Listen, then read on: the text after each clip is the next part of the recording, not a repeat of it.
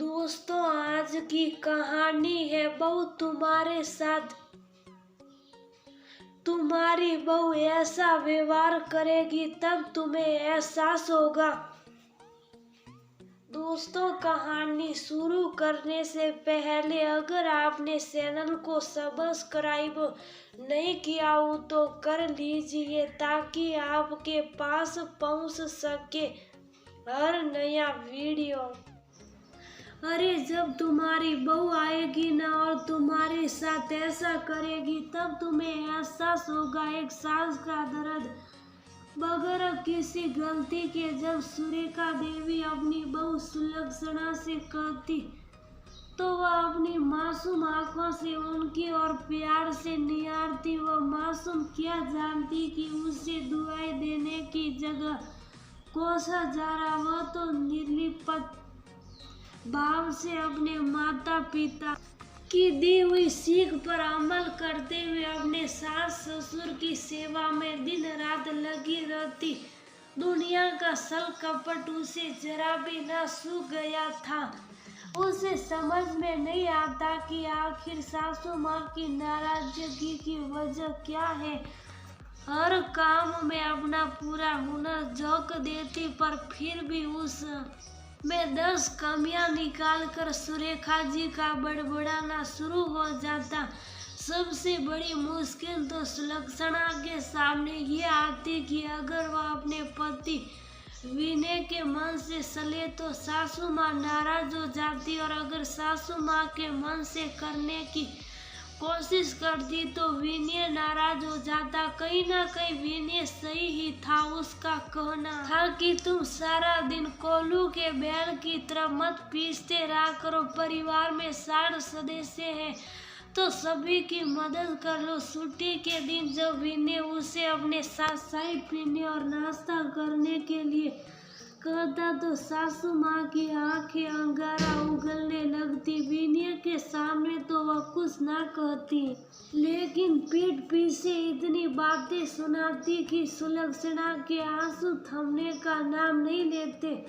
छोटी ननद सभी जरूर भाभी का पक्ष लेती और वह अपनी माँ को डांट कर चुप रहने को बोलती। भले ही सुलक्षणा कुछ ना कहे लेकिन विनय कहीं ना कहीं उसकी आंखों में वह सब पढ़ लेता जो उसे नागवार गुजरता। कई बार सुलक्षणा की गैर मौजूदगी में उसने सुरेखा देवी को कहा कि माँ उसे भी आप सभी की तरफ प्यार क्यों नहीं देती। आखिर वह अपने माता पिता को छोड़कर अपने परिवार में आई है। थोड़ा तो अपनेपन का हक बनता है ना। विनय के पक्ष लेने पर सुरेखा देवी की जबान और अधिक कड़वी हो जाती। वक्त अपनी रफ्तार चलता रहा। एक एक करके सुलक्षणा को प्यारी बेटियां कनु और मनु की माँ बन गई। सासू माँ का आशीर्वाद फलीभूत नहीं हुआ। उनकी ये हसरत दिल में ही रह गया। सुलक्षणा भी सोचती कि सासू माँ का दर्द क्या था।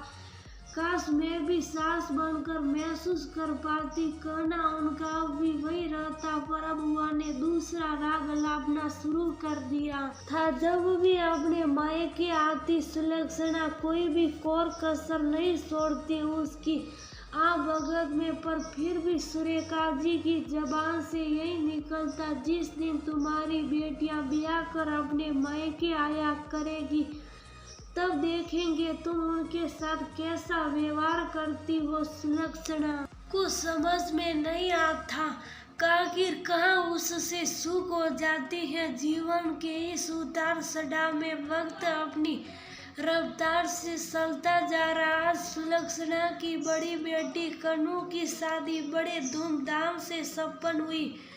पूरे 10 दिन बाद कनु विदा होकर अपने मायके आई। सुरेखा देवी और सभी कनु की बलियां लेते हुए नहीं थक रही थी बल्कि खूबसूरत लग रही थी। कनु सभी ड्राइंग रूम में बैठकर बातें कर रहे थे। सुलक्षणा उठकर रसोई की तरफ चल दी। तभी कनु के पीछे से आवाज देकर कहा, माँ कहाँ जा रही हो? आप यही बैठो सबके साथ में। अरे तुम सभी बैठो, मैं सबके लिए शाही नाश्ता लेकर आती हूँ। नहीं माँ, आप बैठो, मैं आप सभी के लिए शाही नाश्ता लेकर आती हूँ। कैसी बातें कर रही हो बिटिया, अब तुम अपने मायके आई हो, जितना काम करना था ससुराल में कर लिया, मायके में कुछ दिन तो मान सम्मान से रहो, सुरेखा देवी ने कहा।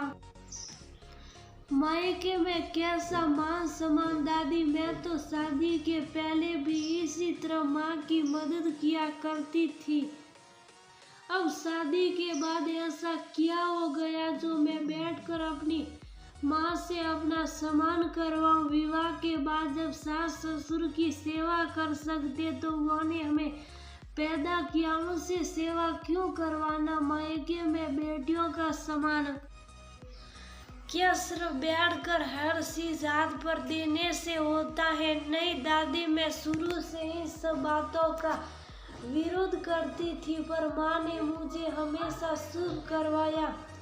मुझे बहुत बुरा लगता था जब बुआ मायके आती थी और मम्मी पूरा दिन काम में लगी रहती। उसके बावजूद भी आपकी ये शिकायत रहती थी कि बुआ को मायके में मान सम्मान नहीं मिलता। आज तक मैंने माँ को कभी सभी के साथ बैठकर खाना खाते हुए नहीं देखा। सभी को खिलाने के बाद मैं अकेले बैठकर खाती थी। आपकी बदुओं की वजह मुझे कभी समझ में नहीं आई। जो घर शादी के पहले अपना था, हम अपने हिसाब से अपनी सुविधा से सब करते थे।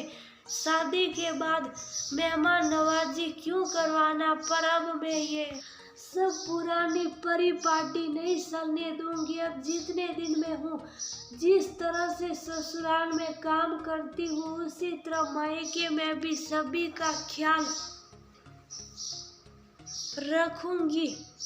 हाँ, बुआ को अपनी सेवा करवाना हो बैठकर तो उसके लिए मैं कुछ नहीं कर सकती। ये कहकर कन्नू सभी की ओर मुस्कुराकर देखते हुए सर्दी रसोई की और सबके लिए नाश्ता शाही नाश्ता बनाने सुरेखा जी और सभी कन्नू की इन बातों के आगे निरुत्तर थे। शशि तो कह रही थी आखिर गलत क्या कहा उसने। आज सुलक्षणा अपनी परवरिश पर नाज कर रही थी जो हक विनय कभी नहीं दिलवा सका। आज कन्नू ने ब्याज समेत अपनी माँ को वो समाज सभी को गलतियों का एहसास करवाते हुए दिया। सुलक्षणा सभी के साथ बैठकर हंस बोलकर शाही नाश्ता कर रहे। कभी कभी हमारे घर के बड़े बुजुर्ग अपना असंतोष बदुओं के रूप में जाहिर करते, जो कि सर्वथा अनुचित है। आखिर बहू भी तो एक इंसानी